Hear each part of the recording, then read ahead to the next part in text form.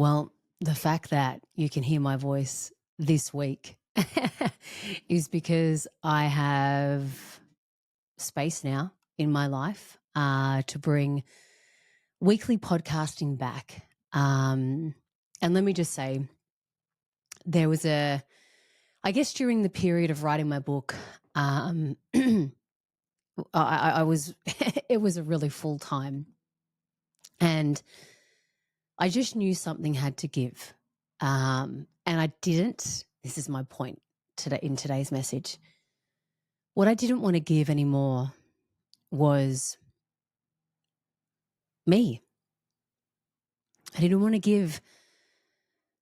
I didn't want to give up like my mental health. I didn't want to give up my energy. I didn't want to give up what felt right, good, and true for me, because it's like, oh well, you've always done this for this amount of time, Kat, and if you don't do this, then this is what it means, and people are going to drop off, and people are going to this, and maybe so, right? Maybe so. But I just knew that something had to give, and this time I just didn't want it to be my self, my sense of self, my well-being, my life force, you know.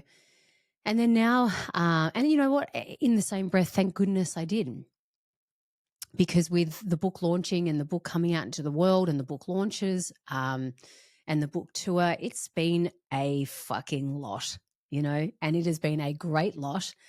It has been a great lot, but a lot.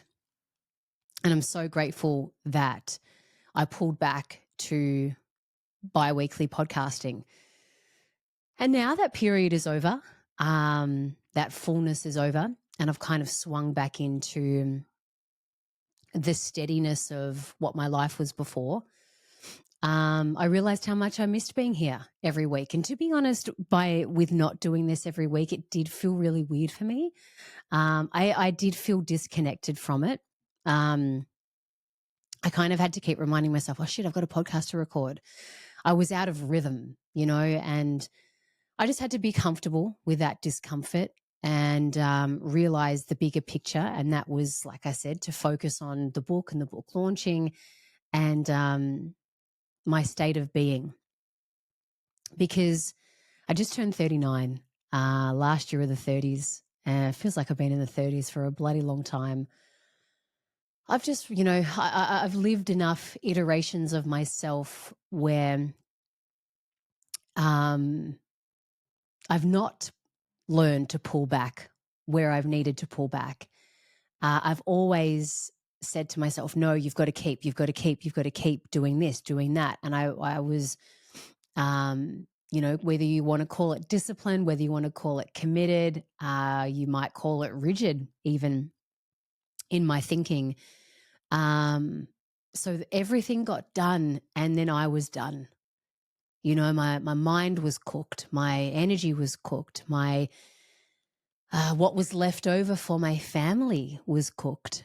And as I have aged and as I have matured, different things matter to me now. And I think that's a beautiful thing. You know, this is the beautiful thing about this journey of life. As we evolve, as we shift, as we grow, as we shed, different matters are going to matter. We are going to give fucks to things that change over time. And how wonderful. How wonderful. Because in that we know we are shedding. In that we know we are shifting. In that we know we are evolving and changing and moving with this dance of life.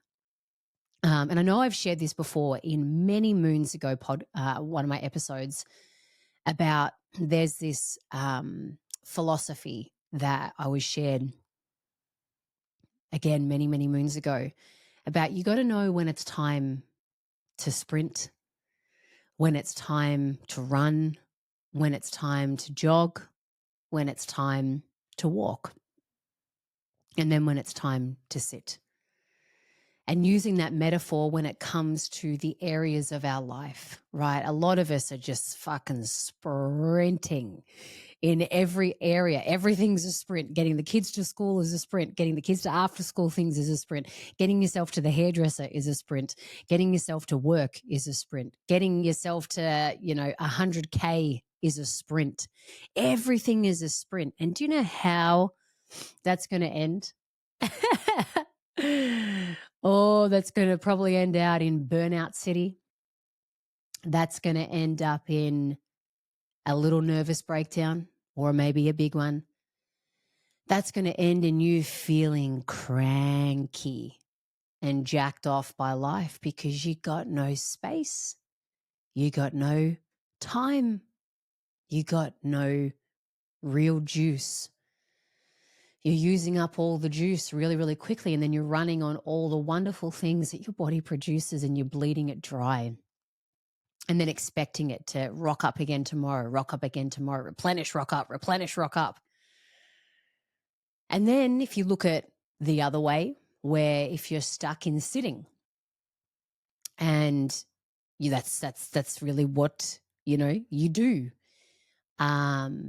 The things that you would love to come to life, the things that you dream about, talk about, wish about, complain about, bitch about, they are going to be things that will haunt you.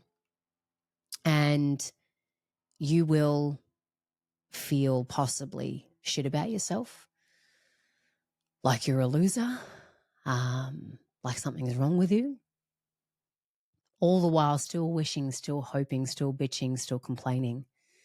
And this is why there is this really beautiful dance. Like, oh my God, I talk about it in my book. If you haven't read my book, read it. There is this incredible analogy that I put in there about the forever dance and about the dance of life. And in relation to the book, I talk about the dance of authenticity. Some days we're going to be so nailed and on point with who we are, and then other days we just aren't. And it's this, what I'm talking about today is this dance of rhythm. We got to know when, fuck, you know what, I've sprinted for a little bit here and now I got to pull back. I knew that when I was setting my book launches up and putting the dates together, I'm like, cool, this is a sprint. In order to set them up, like that was kind of a jog. And then running toward when the first Melbourne launch was, it's like, all right, what have we got in place? What's happening here? What's happening there? Okay, Geelong. Okay, Bendigo. Okay, Warragul, Shepparton. There was some running really taking place. And then there was a period of sprinting, of being there out on the day and being amongst people and, yes, also taking it in, but it was back to back. And I knew that I had created that. I had purposefully created that. So there was an intense, energetic period. And what I did before is I kept myself quiet. I would tend to friends' birthdays, but I don't really go out in terms of partying anyway, but, I'd keep it at the lunch and then I'd go home. I don't really drink, so, that doesn't really matter anyway, but I just kept my life super quiet before. So let's say I was in in terms of some of my areas of life, I was in a walk, but I was jogging and running when it came to the actual work. After the book launches, I had massages booked. I had myotherapy booked, kinesiology booked, luxury massages booked. The one that I got to tell you about is from Little Co. I know for those of you who don't live in Melbourne, it's going to be really annoying. But for those of you who do live in Melbourne, Little Co. in Collingwood, holy jeepers. There's this lady named Kira. She's Ukrainian. She does this thing called structure. I think that's what it's called on the website. It's not cheap. It's like $250 for the hour or $350 for 90 minutes. So it's not an everyday massage. But shit, that woman, like she massages, like, when they go in and this is such a sidetrack, but they go in and they massage the inside of your face. Oh my God. One, don't go when you got your period, because I did, and it was so fucking painful, but it is so good. Oh my gosh. You just think about, we do. We get foot massages, we get back massages, neck massages, head massages. What about the face? Our face carries so many emotions and it expresses so many emotions. Anyway, I had that booked, and that was really wise to have that booked because I had so much talking and so much outwarding that I just knew my face was like, please let me relax. So yeah, I am now in this period of taking a really slow walk. I had my birthday the other day and everyone's like, I hope you have a really fun, amazing day. I'm like, mate, I took a fucking nap. I napped in the afternoon. That is what I did on my birthday. And damn, it felt really, really good. But yeah, it's been this quiet walk. And in this walk, I've then been able to feel things, intuit things, hear things. What might feel nice to kind of play with in time, not right now, but in time. Although right now, one of those things was, let's get back on the podcast every week. And then let's make this pledge to ourselves that when life gets super busy, we cut back to fortnightly. And then when life is rocking and rolling and, I've got space and time, etc., we'll bring it back to weekly.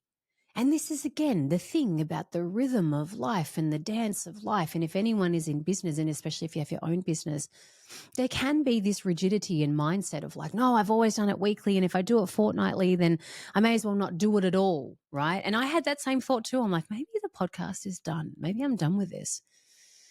But then I was like, no, I can do it fortnightly. And then now that space is back, I'm like, actually, I miss it. Let's come back to it. And then I thought, cool. This is how we're going to rock and roll.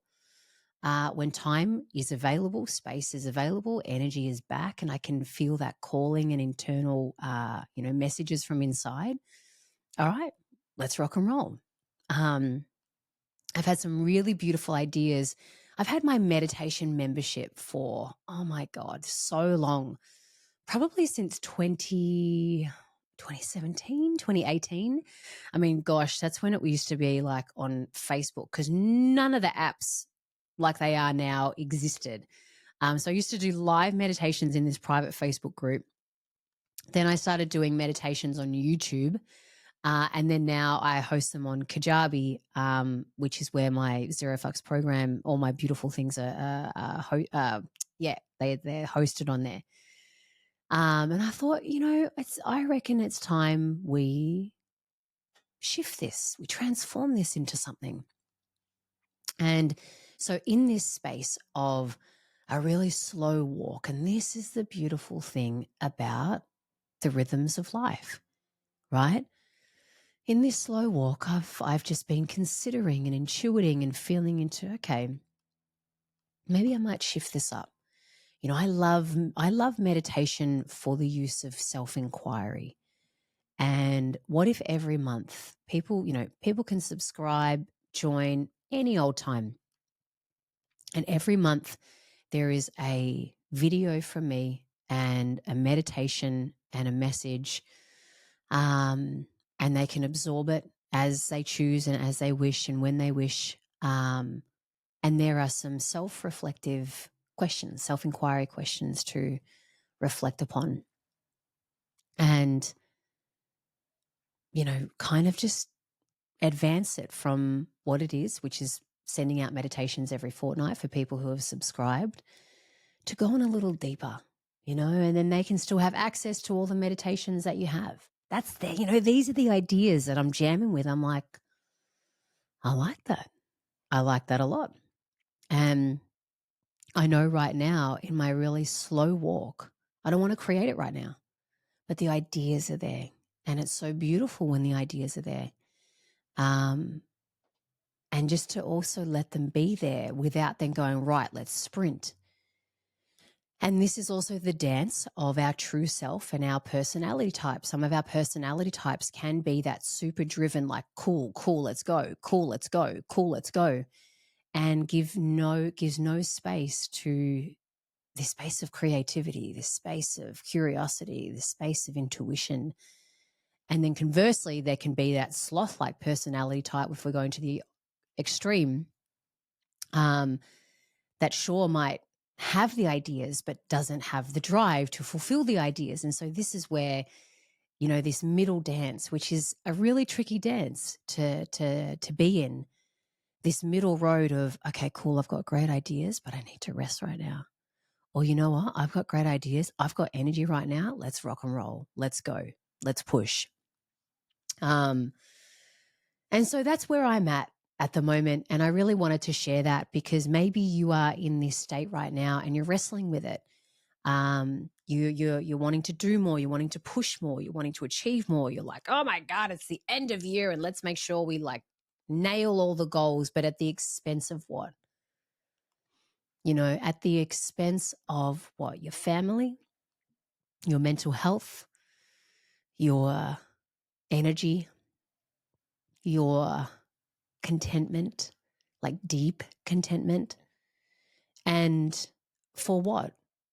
To feel possibly egoically accomplished, to feel like, yeah, I've ticked off my New Year's resolution boxes. And so now I can rest. Yet now in your rest, you're cooked. And so it's going to take you more time to recuperate and come back online. And like I said, I've just done my time with that. With my recent birthday, turning 39, I have been really reflecting back on all these different cats that I've been and that I've lived, and really being okay in this middle way of I'm resting and I've got ideas and I'm not going to take action on them right now. And I'm going to write them down so I don't fucking forget because I've got perimenopause. I'm in perimenopause, because it's just to me now, and maybe this message will land with you, to me now, it's just not worth the price of my well-being.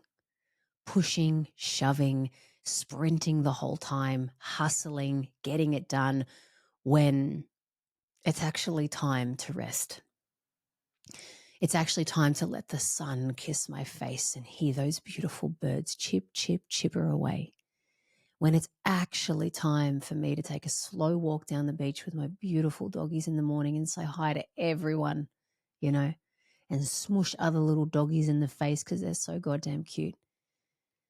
It's maybe time to just meander down a street and smell candles and buy candles I don't need, or buy plants I don't need, but whoever doesn't need a plant, That's what I'm living for.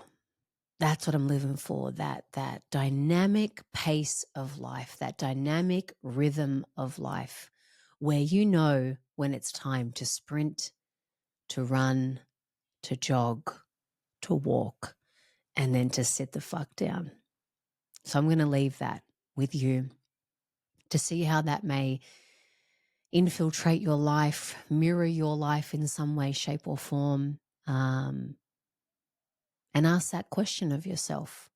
Is this pushing right now? What's at stake here? And do I really want to do this anymore?